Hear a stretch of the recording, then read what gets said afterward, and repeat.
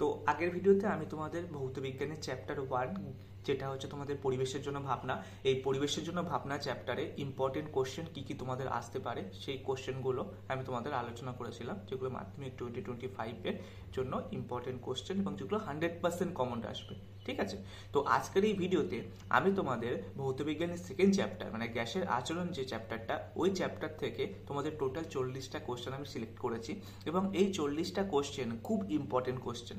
এই কোশ্চেনগুলো তোমরা যদি ভালো করে করো, তোমরা তাহলে 8 নাম্বার পুরো কমন পাবেই পাবে। ঠিক আছে, দেখো ভৌতবিজ্ঞানে তোমাদের সেকেন্ড চ্যাপ্টার যে গ্যাসের আচরণ চ্যাপ্টার, এই চ্যাপ্টার থেকে তোমাদের মাধ্যমিকে 8 নাম্বার আসবে। ঠিক আছে, তোমাদের হচ্ছে এমসিকিউ 2 নাম্বার থাকবে, ভিএসএ কিউ 1 নাম্বার থাকবে, 2 মার্কসের একটা কোশ্চেন থাকবে আর 3 মার্কসের একটা কোশ্চেন থাকবে, তার মানে 3 2 5, 5 3 8। তো এই চ্যাপ্টারটা একটা হিউজ নাম্বার ক্যারি করছে। ঠিক আছে, এবং চ্যাপ্টারটা খুব একটা বড় চ্যাপ্টার না, ইজি চ্যাপ্টার, এবং চ্যাপ্টারটা খুবই ইজি চ্যাপ্টার। ঠিক আছে, এই চ্যাপ্টারটা যদি তোমরা থরলি পড়ো না, এই চ্যাপ্টার থেকে একটাও কোশ্চেন তোমাদের আটকাবে না। ঠিক আছে, তো চলো বেশি কথা না বলিয়ে আজকে ভিডিওটা স্টার্ট করি। তো আমি প্রথমে স্টার্ট করছি এমসিকিউ দিয়ে। তো প্রথম কোশ্চেন হচ্ছে, গ্যাসের আণবিক গতি তত্ত্বে কতগুলো অনুমান করা হয়? 2টি, 3টি, 5টি না 7টি?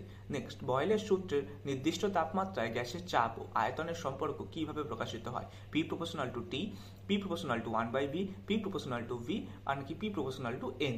নেক্সট কোশ্চেন, একটি নির্দিষ্ট গ্যাসের পরিমাণে এবং তাপমাত্রায় বায়ুর চাপ দ্বিগুণ করলে আয়তন হবে দ্বিগুণ, অর্ধেক, 4 গুণ নাকি অপরিবর্তিত থাকবে? নেক্সট কোশ্চেন, আদর্শ গ্যাস সমীকরণে আর এর একক কি? Joule per kelvin, joule per mole kelvin, newton per metre square নাকি metre cube per mole? Next question, এসটিপিতে 1 মোল গ্যাসের আয়তন কত? 22.4 লিটার, 24 লিটার, 18.2 লিটার নাকি 1 লিটার? নেক্সট কোশ্চেন, চার্লসের সূত্রে আয়তন ও তাপমাত্রার সম্পর্ক কি? V proportional to T, V proportional to 1/t, V proportional to P নাকি V proportional to N? Next question, কোন সূত্রটি বয়েল ও চার্লসের সূত্র উভয়কে সংহত করে? PV equals to NRT, V by T equals to PR, PV equals to NR নাকি PT equals to NR? Next question, কোন পরিস্থিতিতে গ্যাসগুলি আদর্শ গ্যাসের মতো আচরণ করে? উচ্চ চাপ ও নিম্ন তাপমাত্রা, নিম্ন চাপ ও উচ্চ তাপমাত্রা, উচ্চ চাপ ও উচ্চ তাপমাত্রা নাকি নিম্ন চাপ ও নিম্ন তাপমাত্রা? নেক্সট কোশ্চেন, গ্যাসের চাপ বৃদ্ধি বাড়লে অণুগুলোর গতি বৃদ্ধি পায়, হ্রাস পায়, অপরিবর্তিত থাকে নাকি প্রথমে বৃদ্ধি পায় পরে হ্রাস পায়? নেক্সট কোশ্চেন, একটি নির্দিষ্ট আয়তনের পাত্রে তাপমাত্রা বাড়ালে গ্যাসের চাপ কিভাবে পরিবর্তিত হয়? প্রথম অপশন অপরিবর্তিত থাকে, নেক্সট হ্রাস পায়, নেক্সট বৃদ্ধি পায় নাকি প্রথমে বৃদ্ধি পায় পরে হ্রাস পায়?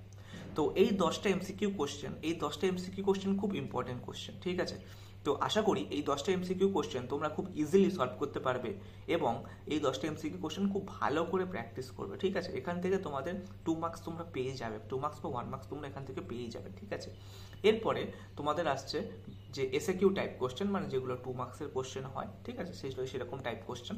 তো বয়েলের সূত্রটি গাণিতিকভাবে প্রকাশ করুন। নেক্সট, চার্লসের সূত্র কি? গ্যাসের আণবিক তত্ত্ব অনুযায়ী গ্যাসের অণুগুলোর গতি কেমন? নেক্সট, এসটিপি এর পরিপূর্ণ রূপ কি এবং এর মান কি? বয়েলের সূত্রে একটি উদাহরণ লিখুন। নেক্সট, গ্যাসের চাপ নির্ধারণে আণবিক সংখ্যা কিভাবে প্রভাব ফেলে? নেক্সট, আদর্শ গ্যাস সমীকরণটি লিখুন। নেক্সট, আর এর মান কি? নেক্সট, কোন তত্ত্বটি গ্যাসের আচরণ ব্যাখ্যা করতে সাহায্য করে? নেক্সট কোশ্চেন, গ্যাসের চাপ তাপমাত্রার উপর কিভাবে নির্ভর করে? নেক্সট কোশ্চেন, আদর্শ গ্যাস ও প্রকৃত গ্যাসের মধ্যে পার্থক্য লিখুন। তারপরের কোশ্চেন, চার্লসের সূত্রের বাস্তব উদাহরণ দিন। তারপরের কোশ্চেন, আণবিক ভর ও গ্যাসের আচরণের সম্পর্ক কি? তারপরের কোশ্চেন, চার্লসের সূত্রের সীমাবদ্ধতা কি? তারপরের কোশ্চেন, আদর্শ গ্যাস সমীকরণের ব্যবহার ব্যাখ্যা করুন। তো এই যে এসএকিউ টাইপ যে কোশ্চেনগুলো 2 মার্কসের কোশ্চেন, এই কোশ্চেনগুলো কিন্তু খুবই ইম্পর্টেন্ট কোশ্চেন। ঠিক আছে, তোমরা যদি তোমাদের যে চ্যাপ্টার 2টা যদি থরলি পড়ে থাকো বইটাকে, দেখো তোমাদের বুক খুব বেশি হলে 100 পাতার বুক। তো আমি তোমাদেরকে এটাই সাজেস্ট করব যে তোমরা প্রথমে বুকটাকে পুরো থরলি পড়ে এই কোশ্চেনের অ্যান্সারগুলো করো। কোনো সহায়িকা বইয়ের সাহায্য নিও না, সহায়িকা বইয়ের সাহায্য না নিয়ে নিজেরা এই কোশ্চেনের অ্যান্সারগুলো করো। আশা করব তোমাদের পরীক্ষা খুবই ভালো হবে এবং প্রিপারেশন আরও ভালো হবে। এবং এই যে কোশ্চেন, যে 15টা কোশ্চেন আমি তোমাদের এসএকিউ দিলাম, এর মধ্যে থেকে তোমরা একটা 2 নম্বরের কোশ্চেন মাস্ট বি পাবেই পাবে। ঠিক আছে, তুমি মিলিয়ে নেবে, না মিলিয়ে তোমরা মিলিয়ে নেবে, ঠিক আছে, মিলিয়ে নেবে। তোমরা তোমাদের পরীক্ষা দেওয়ার পরে আমাকে অবশ্যই কমেন্টে জানাবে যে কোন কোশ্চেনটা কমন এসেছিল এই 2 নম্বরের কোশ্চেনগুলোর মধ্যে থেকে, ঠিক আছে। তো এটা গেল 2 নম্বরের কোশ্চেন। এরপরে আমি আসছি 3 নম্বরের প্রশ্ন যেগুলো হয়। তো এখানেও আমি সেরকম 3 নম্বরের প্রশ্ন 15টা মতো 3 নম্বরের প্রশ্ন আমি চুজ করেছি, যে 3 নম্বরের প্রশ্নগুলো খুবই ইম্পর্টেন্ট প্রশ্ন এবং যেগুলো মানে প্রায় সময় মাঝে মধ্যে রিপিটও করে, আবার যে সমস্ত কোশ্চেনগুলো রিপিট করেনি কিন্তু খুবই ইম্পর্টেন্ট কোশ্চেন, আমি সেই কোশ্চেনগুলো তোমাদের এর মধ্যে রেখেছি, ঠিক আছে। এবং আমি তোমাদেরকে এই ভিডিওর পরে সেপারেটলি এই চ্যাপ্টার থেকে কিরকম 3 নম্বরের কোশ্চেন মানে ম্যাথমেটিক্স রিলেটেড 3 নম্বরের কোশ্চেন আসতে পারে সেই রকম আমি তোমাদেরকে একটা আলাদা করে সেপারেট ভিডিও বানিয়ে দেবো, ঠিক আছে, যদি এই ভিডিওটা তোমাদের ভালো লাগে, ঠিক আছে। তো এখন আপাতত এই যে 10টা 3 নম্বরের কোশ্চেন ইম্পর্টেন্ট কোশ্চেন, এই 3 নম্বরের কোশ্চেনগুলো দেখো। আশা করছি তোমাদের এই 3 নম্বরের কোশ্চেনগুলো থেকে তোমরা একটা কোশ্চেন কমন পাবেই পাবে।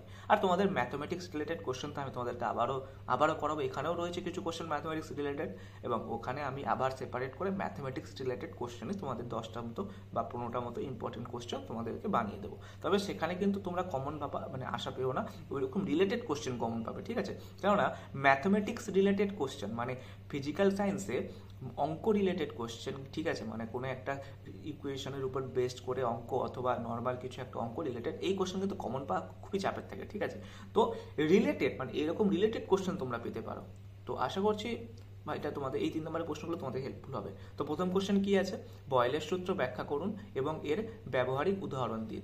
তারপরে আছে একটি গ্যাসের 2 লিটার আয়তন এবং চাপ 1 বার, আয়তন 1 লিটার হলে নতুন চাপ কত হবে? এটা একটা ম্যাথমেটিক্স রিলেটেড কোশ্চেন। নেক্সট, চার্লসের সূত্র ব্যবহার করে একটি সমস্যার সমাধান করুন। একটি গ্যাসের আয়তন 500 ml এবং তাপমাত্রা 300 কেলভিন, তাপমাত্রা 400 কেলভিন হলে নতুন আয়তন কত হবে? ঠিক আছে, এই কোশ্চেনগুলো কিন্তু ইম্পর্টেন্ট কোশ্চেন। নেক্সট, আদর্শ গ্যাস সমীকরণের সাহায্যে গ্যাসের তাপমাত্রা নির্ণয় করুন। তারপরে বয়েলের ও চার্লসের সূত্রের মধ্যে পার্থক্য কি? নেক্সট কোশ্চেন, গ্যাসের আণবিক গতি তত্ত্বের প্রধান অনুমানগুলি উল্লেখ করুন। তারপরে গ্যাসীয় তাপমাত্রা সম্প্রসারণ কিভাবে ঘটে তা ব্যাখ্যা করুন। তারপরে গ্যাসের আচরণের উপর চাপের প্রভাব ব্যাখ্যা করুন। তারপরে এসটিপিতে 22.4 লিটার গ্যাসের আণবিক সংখ্যা নির্ণয় করুন। তারপরে একটি নির্দিষ্ট তাপমাত্রার জন্য পিভি ইকুয়ালস টু স্থির মান, এই সমীকরণের অর্থ ব্যাখ্যা করুন। তারপরে গ্যাসের আচরণের উপর তাপমাত্রার প্রভাব ব্যাখ্যা করুন। তারপরের কোশ্চেন, উচ্চ চাপের নিচে গ্যাসের আচরণ কিভাবে পরিবর্তিত হয়। তারপরে বয়েলের সূত্রের সীমাবদ্ধতা উল্লেখ করুন। তারপরের কোশ্চেন, একটি উদাহরণ সহ চার্লসের সূত্র প্রমাণ করুন। তারপরের কোশ্চেন, একটি গ্যাসের তাপমাত্রা 27 ডিগ্রি সেন্টিগ্রেড থেকে 127 ডিগ্রি সেন্টিগ্রেড বাড়ালে আয়তন দ্বিগুণ হবে কি? ব্যাখ্যা করুন।